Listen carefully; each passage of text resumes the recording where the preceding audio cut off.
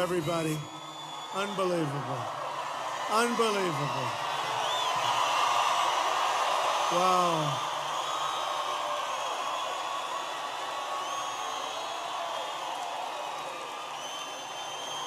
So we set the all-time attendance record of this building, and people are still pouring in. Can you believe it? Unbelievable. And one young man got here, you won't believe this, at 4:30 in the morning. Where is he? Where is he? Where is that guy? Come here. Come here.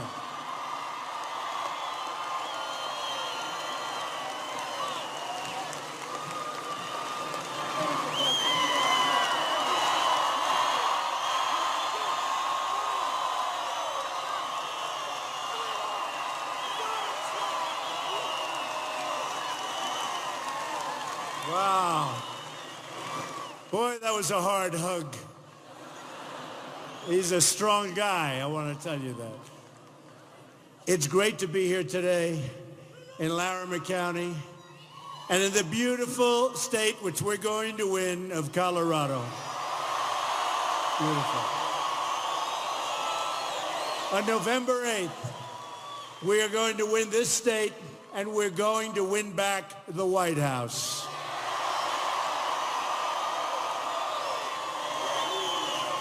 And remember, Colorado, mail in your ballots by Election Day. Mail in your ballots by Election Day, or a lot sooner than that if you can. But get those ballots in, because there's only one way this is going to be taken away. That's if we're foolish, or if we let people take it away from us.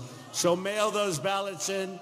They should arrive at your homes around October 20th. You know that, right? I hate to interrupt my speech with these minor details, but they're very important, right? So thank you. Get your friends, get your family, get your coworkers, visit our website, and enlist every last person. We can't let this go. We can't have 4 more years of Barack Obama. We can't. And crooked Hillary will be worse. She'll be worse. So get those ballots in.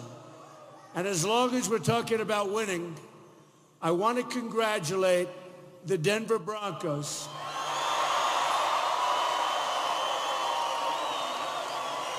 on their undefeated start to the season. And John Elway is a great guy. You know, I heard the coach saying he played golf with me. He's a good golfer, and he's an amazing guy. Coach, I want to thank you wherever you may be in this massive room. Where's the coach? Where is the coach? Coach, thank you, Coach. What a nice introduction that was. And the coach also is a big fan of John Elway, and John Elway is a winner. John Elway is a winner. So congratulations, and good luck again this season. What a team. What a team, what management. They're doing a fantastic job. I also want to recognize the most amazing people of them all, the incredible men and women of the United States military. They're all over the place. They're all over the place. I was just with a lot of the leaders this morning. We made a speech. We start off in Virginia. I'm going all over. It has been wild. But we had amazing people. We're now up to 19 recipients of the Congressional Medal of Honor have endorsed us. And we have 200, over 200 as of about 2 days from now, over 200 admirals and generals. And they have been unbelievable. Because they want to see things happen correctly, not the way they've been happening.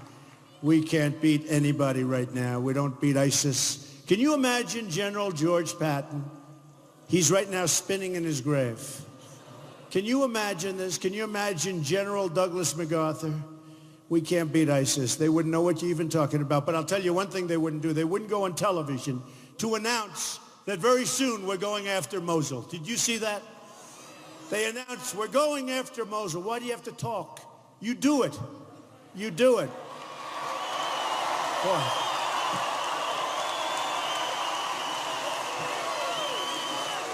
Then you have the leaders of ISIS, a lot of in Mosul. They say, you know, we're getting out of here now because they announced, so we'll go through the whole thing. Death and destruction, and it won't be the success it should be. They've got to keep their mouths shut and get it done. And every general will say it. You know, in the old days, I'd read, it used to be called the element of surprise. We don't have the surprise anymore, folks. We have people that truly don't know what they're doing running our country. Remember 2 weeks ago, 400 million in cash? Remember that? Cash! But then that turned out to be wrong. It looks like it was 1.7 billion in cash. In cash! That would fill up that piece of the arena. And then last week, 800 people ready for deportation to a rough part of the world. And guess what happened? They became, instead, United States citizens. And that was wrong also, because it turned out not to be 800 people. They think now it's 1,700 people. So I immediately said, okay, so fix it. Oh, undo it. And you know what they said? Well, that wouldn't be constitutional. How stupid are we? The world is laughing. Anyway, Colorado is home to 6 great military bases with unbelievable people stationed at those bases. We're going to eliminate the defense sequester, rebuild our military, and take care of our veterans. Have to do it. We have to take care of our vets, by the way. We have illegal immigrants in many cases treated better than our veterans. That's not going to happen for long. Another great Colorado legacy is hunting and fishing. My sons love to hunt. They're here all the time. We're going to conserve your land for future generations, and we are going to save your Second Amendment, which is under siege.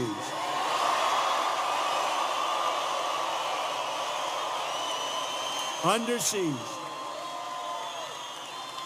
And as you know, the NRA endorsed me with the earliest endorsement they've ever given. So thank you to the NRA. You gun owners better get out there and vote, I'll tell you. You better get out. You're not going to like it if they get in and all of a sudden rules and regulations are put in. It won't be the same. We have to preserve and protect our Second Amendment. We have to. One other issue of such great importance to Colorado is energy. Hillary Clinton wants to shut down the mines. She also wants to shut down shale energy production, denying you billions of dollars in wealth and, of course, billions and hundreds of millions of jobs in terms of dollars. We can't let that happen. Remember, it was crooked Hillary who said, by the time we get through all of my conditions, I do not think there will be many places in America where fracking will continue to take place. It's a lot of people. That's a lot of jobs. And when we want to compete with other countries, we better not think that way, because we are losing out big league. She also wants to shut down oil and natural gas production. Her anti-energy policies will take millions of jobs from Colorado, Pennsylvania, Ohio, Florida, and so many other states.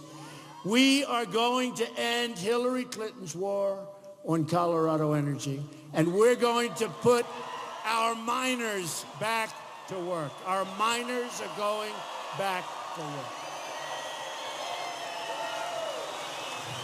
While my opponent focuses on small, petty things, we are discussing the vital issues facing our country and our people. And we have many, many vital issues.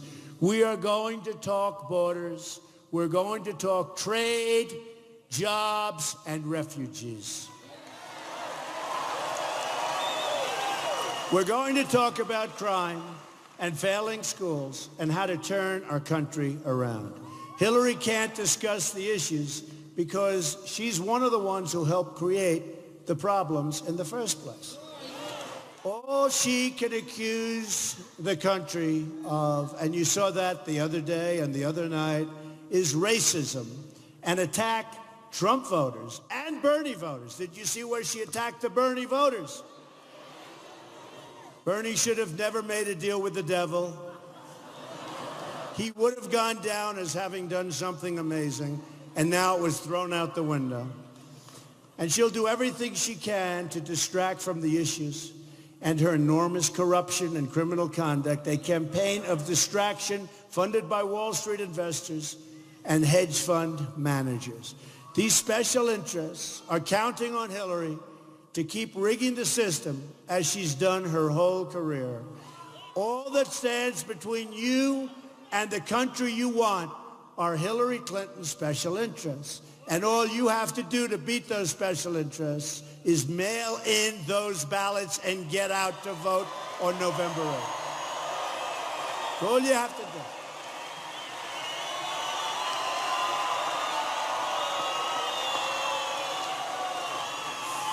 Oh, I wish those cameras would... Hey, would you do me a favor, fellas? Span the room. Span the room. Go ahead. Span the room. Span the room. Pretty amazing. Place is packed. New record. Place is packed.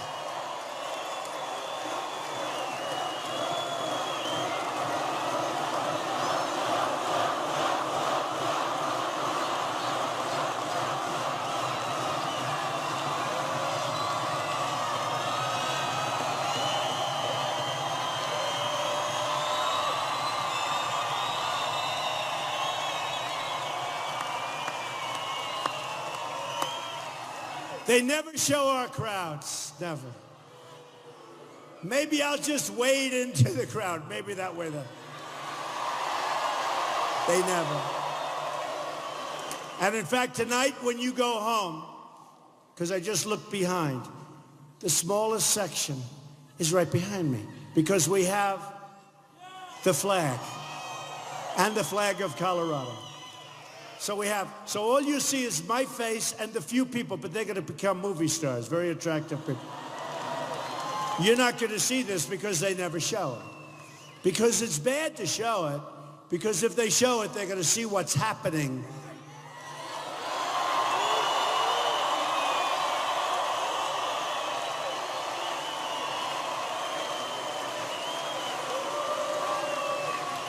And they don't see that this is going all the way up to the rafters. And we love our flag, but I think I'm going to move it a little bit in this direction next time. Because they're going to show how many rows? Nice crowd. Nice, but you understand what I'm saying? My people don't get it. My people don't. They don't get it, my people. But if they would span the crowd, and this is what we have no matter where we go. It's only dictated by the size of the arena. Right by the side. We went to Pueblo today. We had a tremendous crowd. Right. All dictated by the size of the arena. And I want to thank our fire marshal, who was fantastic. He was fantastic to allow so many people into the building. They have people standing at every door, but I always say, how can you have a fire? It's a concrete floor. But I want to thank the fire marshals. They were fantastic. And I want to thank our police. What a job they do. What a job. What a job. I've made a centerpiece of my economic revitalization plan the largest middle-class tax cut. And this is big stuff. The largest tax cut since Ronald Reagan. And the largest right? The largest regulatory reform in American history. So we have the big tax cut, and for companies, we're bringing it down from 35 to 15%. Our companies are leaving our country.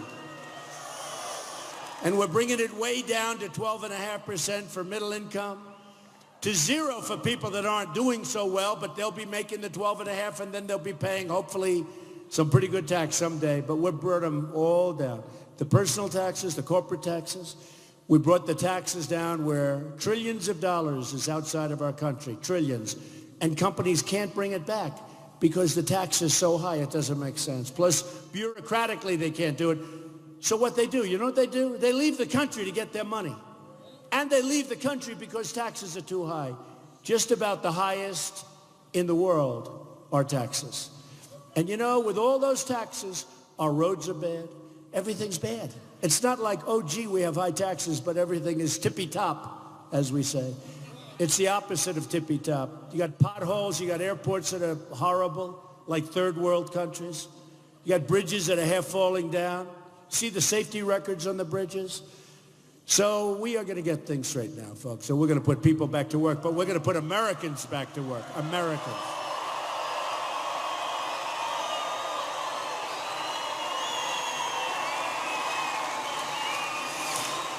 Oh, I'd like to move those flags over. Okay. So I've been...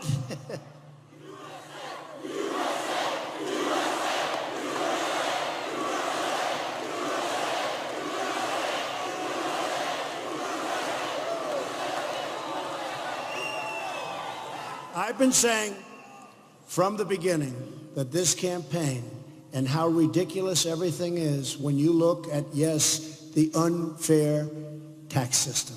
I've been talking about how crazy the tax system is, how unfair it is, how much tax we pay. This is not the fault, believe it or not, of the IRS, but the political class that is owned outright by the special interests and the lobbyists. They want something done. They want a provision put in, they put it in. It's these politicians who wrote an amend and tax code, really, a tax code that really is a disgrace to our country in so many ways. It's a favor to the donors. It's a favor to the special interests. Many so-called experts that get tremendous fees to understand what's going on. They have no idea of the size, the complexity of the code itself. And thousands of pages represent unfairness. The unfairness of the tax laws is unbelievable. It's something that I've been talking about for a long time. You've heard me talking about it, despite being a very big beneficiary, I must admit. I am. I'm a big beneficiary. But you're more important than my being a beneficiary, so we're going to straighten it out and make it fair for everybody, and all fair. I understand the tax laws better than almost anyone, which is why I am the one who can fix them, and that is what I commit to you. I will do it.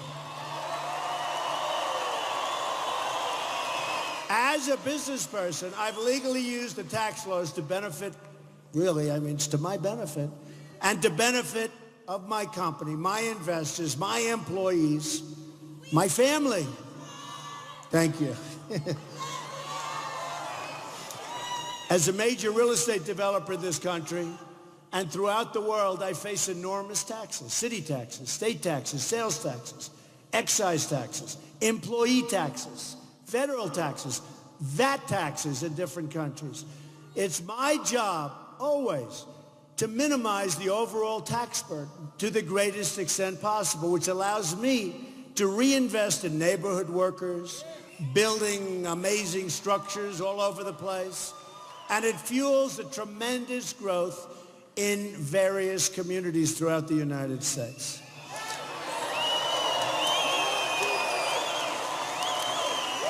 And by the way, George Soros declared $1.5 billion. He declared $1.5 billion in losses in 6 months. And in 2014, Warren Buffett lost $873 million. I wonder if they deducted that. Do you think? No, I don't think so. I don't think so. Why would they ever do a thing like that, right? Think they'd ever do a thing like that? I don't think so. That's just the beginning. I could give you numbers that you wouldn't even believe. Numbers far bigger than that, massive numbers. And we are going to do things to make our tax system fair and make our whole country a more fair place to live.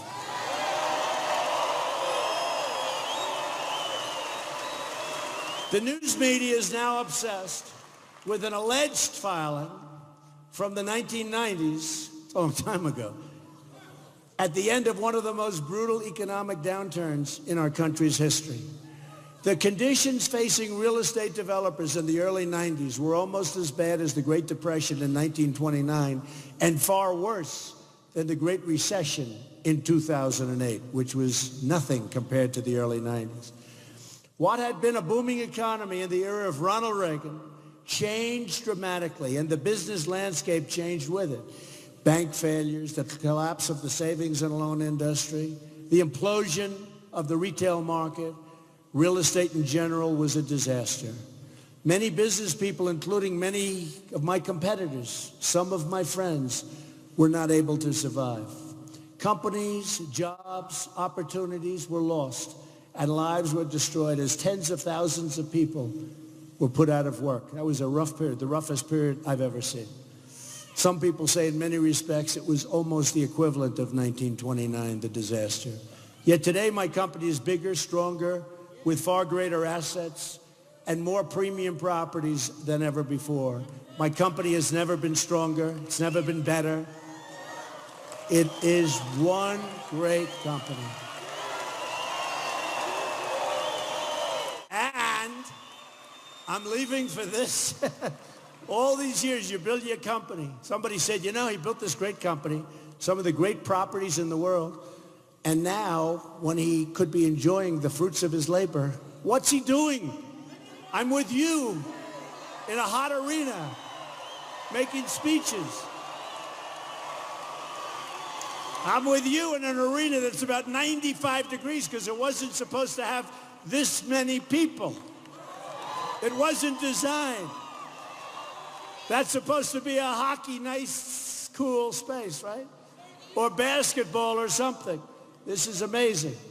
But I love doing it. And I must tell you, and I tell this often, people in this room, in many cases, were making more money 18 years ago with one great job than they're making today with 2 and 3 jobs.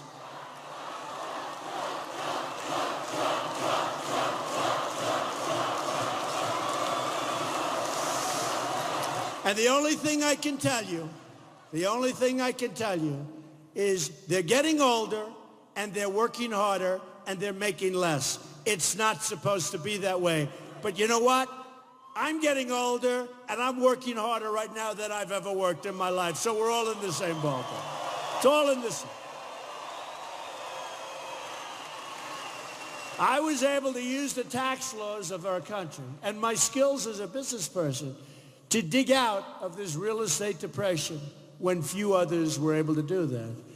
In those most difficult times, when so many had their backs to the wall, I reached within myself and delivered for my company, my employees, my family, and the communities where my properties existed. I did a great job.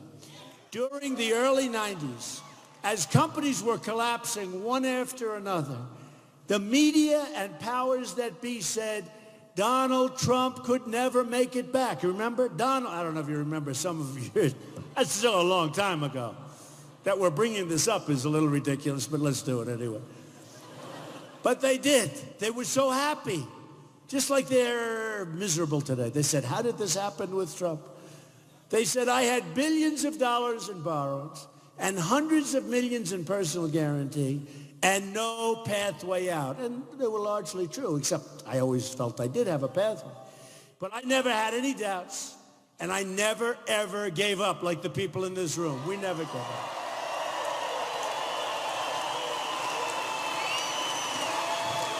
That's because I knew in my heart that when the chips were down is when I performed the best. It's when a lot of the people in this room, I know the people in this room. I know who you are. I know your guts. I know the people in this room and the people in plenty of other rooms where we go and break records at every arena we go to. The reason I never felt in danger during the real estate downturn, and I never did, was that I knew myself. I knew my business. I knew the financial system. I knew the tax code inside out and backwards. And most importantly, I knew how to fight.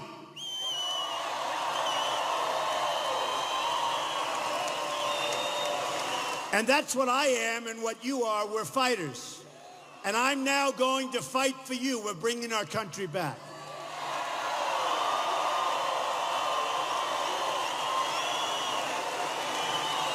In the early 90s, they splashed the front pages with stories about how Donald Trump finally, he's finished.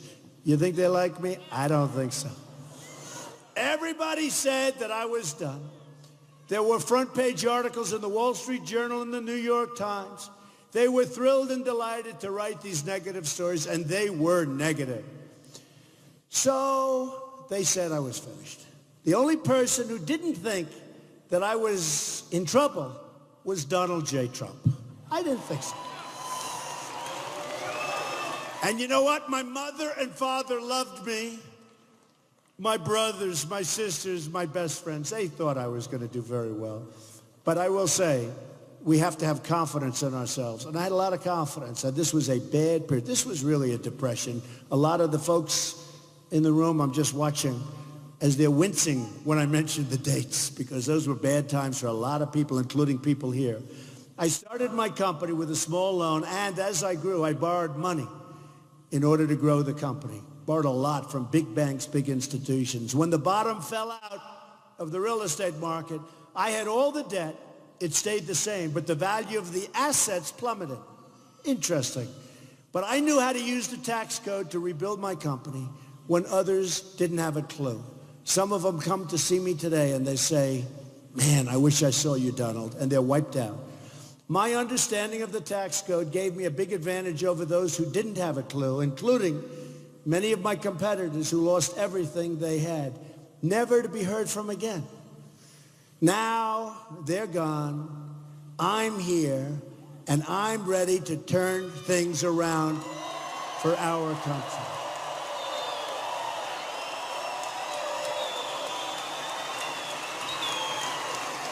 And the dishonest media is back there saying, oh, can you believe it? We can't get rid of this guy. This guy is brutal. This guy is brutal. The early 90s was a very tough time for the world, but in tough times, you need very tough and very smart people, which is you. These are tough times for America today, and we need smart leaders. These tough times were when I performed my best and enjoyed it in a certain way the most. The economy and the banks collapsing. The government was a mess, but I enjoyed waking up every single morning to go to battle, and it was battle. I enjoyed getting up, taking out the financial establishment, dealing with the financial establishment. Some were friendly, some were great, some were terrible, but I did it because I had to win. I had to win. I know how to make a deal. I know how to make a comeback. And that's what it is. Again, bigger, better, stronger company by far than ever before. That's the thinking we need for our country.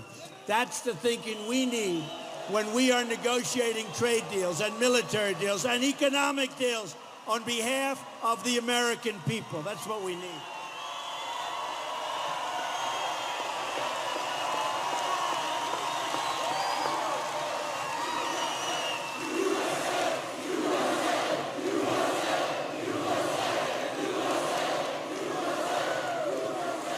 Put me into the boardroom as your representative, and I will deliver for you like no politician has ever delivered. Believe me.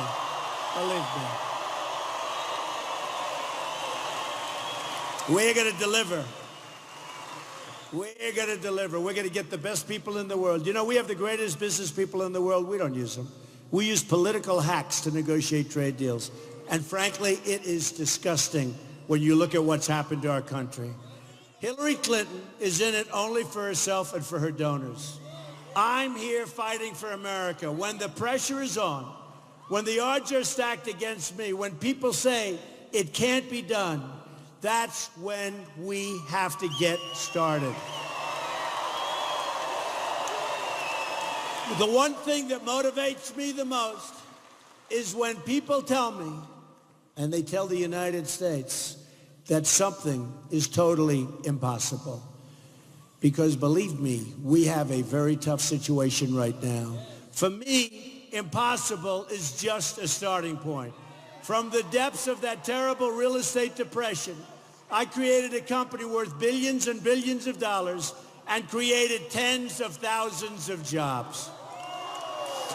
Our company and our employees remade skylines, revitalized neighborhoods, rejuvenized communities, and hired thousands and thousands of American workers. On November 8th, America's comeback begins, and we are going to rise up from our present challenge bigger and better and stronger than ever before.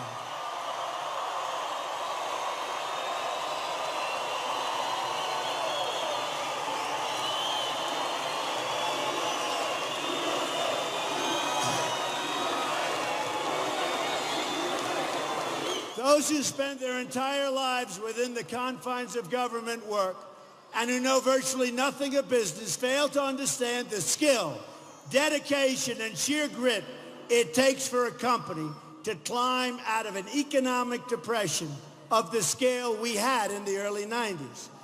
People like my opponent, crooked Hillary Clinton, whose only method of making money is by selling government favors and granting access to special interests, know nothing about how businesses succeed and grow. All you have to do is look at upstate New York and the terrible job she did. She said she was going to bring back jobs. She never did. It was a disaster, and it is to this day. Hillary Clinton has never created a single job in her life or added a single dollar of value to the American economy. Hillary Clinton hasn't made an honest dollar in her life.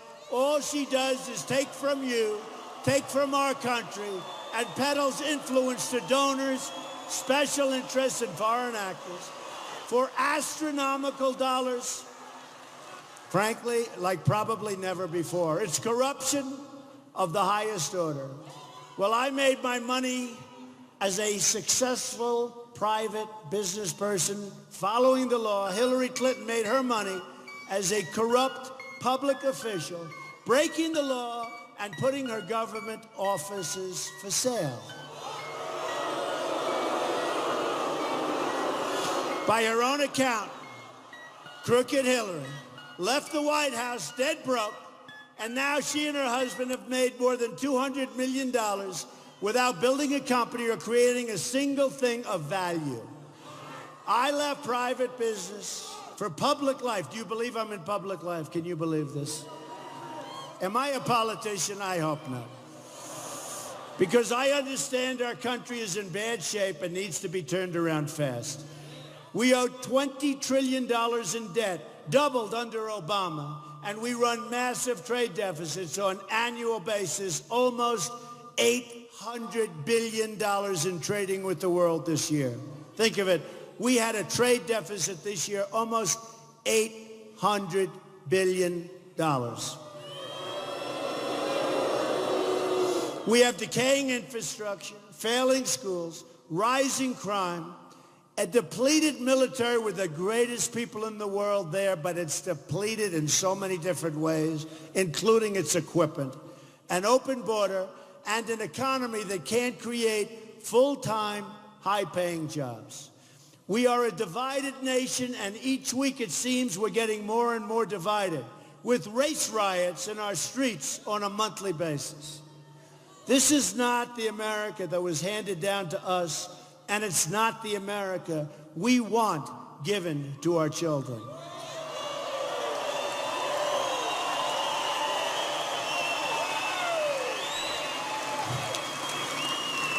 But this is the America we will have if we don't change our leadership immediately. We need that change. We need that vote November 8th. You got to get out there. The failed political establishment must go. It must go for the sake of your country, your future, and those you love the most, like that little guy right there. Right? Hold that baby up. It's so beautiful. So, wow.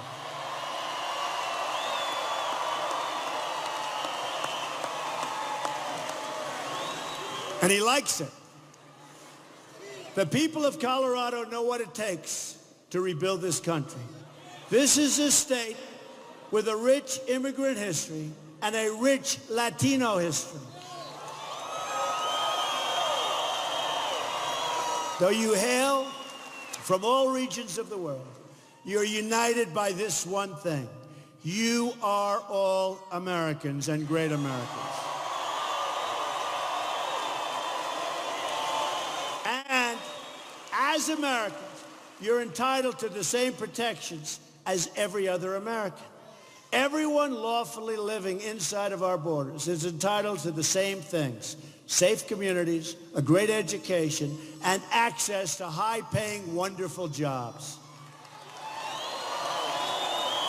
This is the change that we will deliver.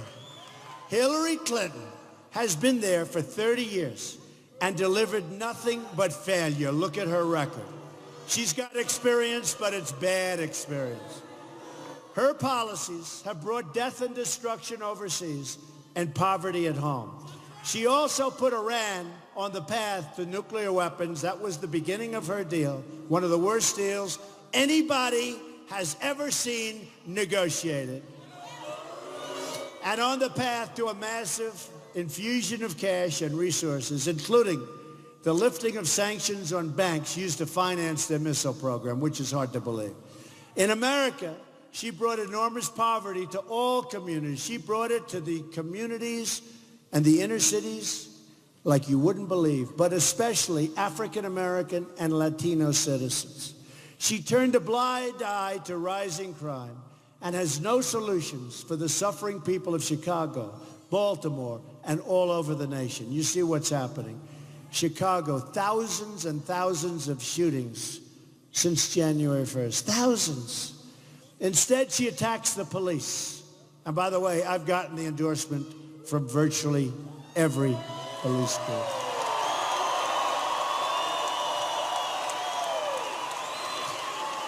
We need safety. She opposes school choice and wants to trap poor African American and Latino children in failing government schools because she wants the money from the teachers union to keep pouring in. That's all it is. Hillary Clinton supports Obamacare and wants to expand it. Obamacare is an absolute disaster. Where premiums in Colorado are set to go up by massive numbers. And the only way to stop this disaster is to vote for Donald Trump. That I can tell you.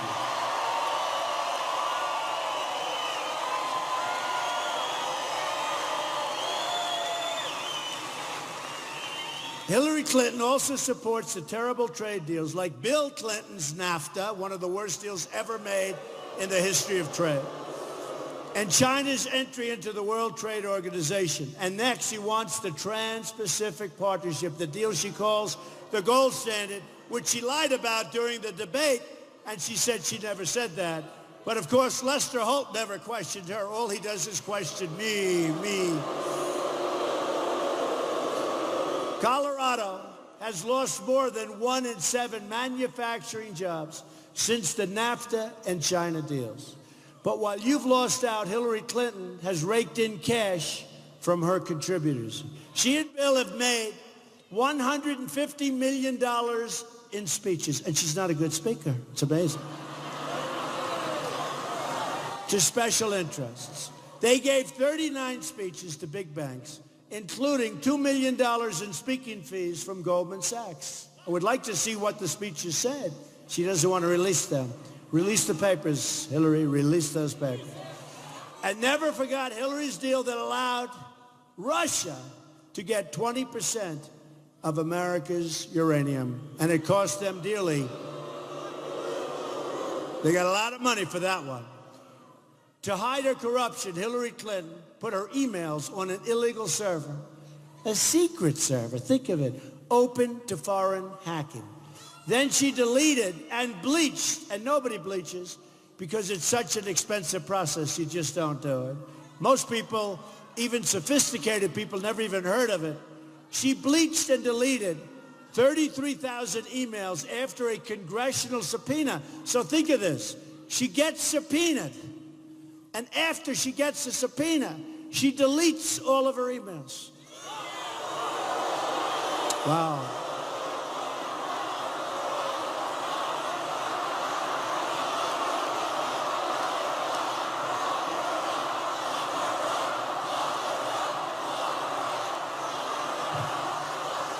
She lied to Congress under oath, and her staffers took the Fifth. Do you remember that? So many people took the Fifth Amendment, there was nobody left. They all got immunity deals.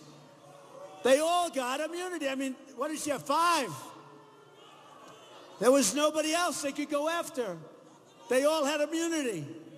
They shouldn't have wasted their time. If they're going to give them immunity, what are you wasting your time for? It's worse than Watergate. It's a bigger deal than Watergate. But unfortunately, the media doesn't want to follow it. The investigation of Hillary Clinton was rigged. It's a shame, and I must tell you, it's one of the saddest things that many of us have ever witnessed in this country. We've become a banana republic, and today we learned that the FBI made a side deal with Clinton's top aides to destroy their laptops. They said, it's okay, destroy your laptops. Get rid of them. What is going on, right? What is going on? Clinton is the ringleader of a criminal enterprise that has corrupted our government at the highest levels, and the American people have one chance to stop it, and that is with their vote. People have had it with the years, the decades of Clinton corruption. Remember? Impeached for lying, can't practice law. I mean, what are we doing, folks? What are we doing? Although the good news, it seems like we're up in Colorado. That's good. And we're up in Ohio. And we're up in North Carolina. And we're up in Florida. We're up in a lot of places.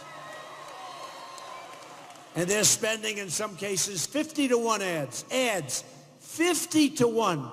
So how can you be tied or up when and the ads are so false? Some of them are a little bit terrible. But they're so false. This will be the year the American people say enough is enough.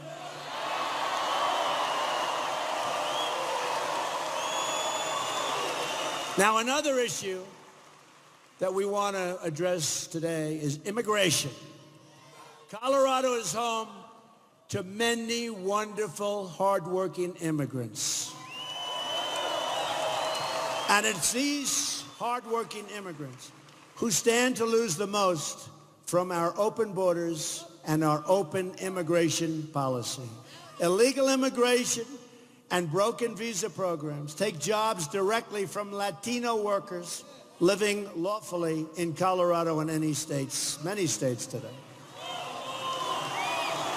It's also taking jobs from African Americans who want so much to have those jobs. Illegal immigration also brings with it massive crime and massive drugs, including a terrible heroin problem right here in Colorado. You have a tremendous problem. Everybody's telling me about it.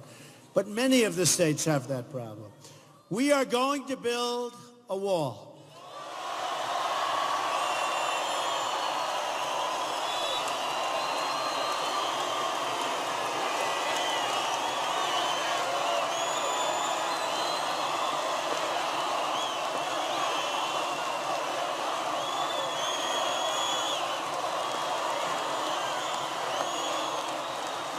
And we're going to stop the drugs, the gangs, and the violence from pouring into Colorado and from pouring into our country. We're going to shut down the sanctuary cities that have led the preventable deaths of so many. Cases like Kate Steinle, murdered in San Francisco by a 5-time deported illegal immigrant. Or cases like Sarah Root, killed by an illegal immigrant, released at the border by President Obama, and then released again after the killing. Or my friend Jamil Shaw, who lost his incredible son, talented son, beautiful son, lost to an illegal immigrant that shouldn't have been here. Or cases like Marilyn Ferris. Marilyn was a 64-year-old Air Force veteran who was sexually assaulted and beaten to death with a hammer. Her killer, an illegal immigrant, had been arrested on multiple occasions, but was never, ever deported. There are over 2 million criminal aliens in this country, and we are going to get them out of our country, and we are going to get them out quickly.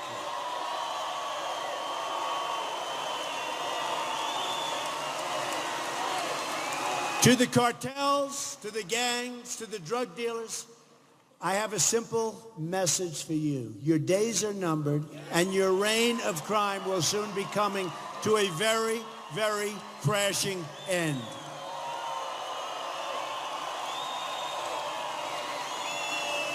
With that being said, we also have to keep our country safe from terrorism. The terrorists who planted the bombs in New York and New Jersey just last week, and who carried out the mall stabbing in Minnesota, were foreign nationals admitted into our country, as was the mall shooter in Washington. Or look at cases like the Boston bombers, you remember them, here on asylum, or the San Bernardino shooter here on a fiancé visa. Sounds so nice. Sounds so nice. Fiancé visa. Our people didn't know what they were doing, and frankly, they should have checked her Facebook page, and they would have never let her into this country. Killed 14 people, people that gave them a party for their baby. Killed them. Many, many wounded will never be able to recover fully. Or the Orlando shooter, the son of a Taliban supporter from Afghanistan. Terrorists are infiltrating our country. Now, Hillary Clinton wants a 550% increase in Syrian refugees and countless more refugees from across the Middle East. I want to keep you and your family safe. And we will.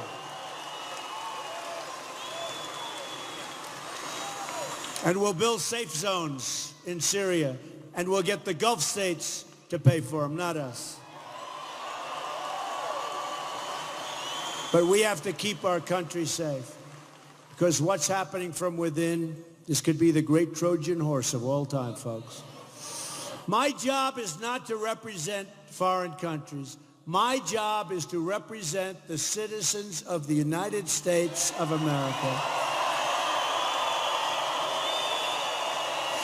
Putting your jobs, your wages, and your security first. If you're living in the United States today as a lawful resident or U.S. citizen, I will ensure you have a safe community, rising wages, and an immigration system that protects your jobs. We're not going to let our companies go to Mexico and other places, make the same product, fire all of their employees, and think they're going to sell that product across our now very strong border, and there won't be retribution. No, there will be retribution. They're not going to move. Very simple. They're going to say, wow, our formulas don't work so well anymore. But the politicians don't want that, because they're taken care of by people that own these companies, okay? Me, I don't care. I put up a fortune for my campaign, and I don't care. I don't care. Here are some more things we will do starting in 2017. We are going to lower your taxes massively. Hillary is going to increase your taxes. We're going to eliminate every unnecessary regulation. She's going to increase regulation. We're going to end Common Core and provide school choice.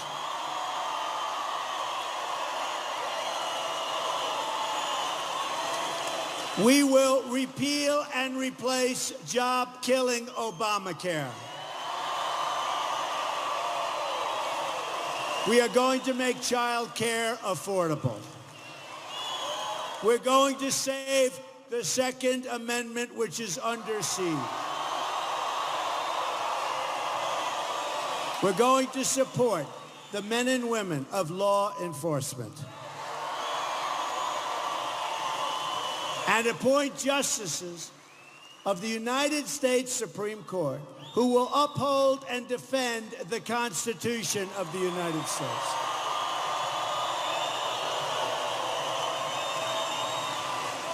We are going to rebuild America. We are going to revitalize America. We are going to unite America again. Imagine what our country could accomplish if we started working together as one people, under one God, saluting one American flag. Can you imagine?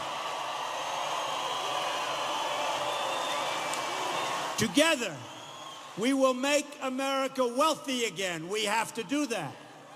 We will make America strong again. We will make America safe again. And we will make America great.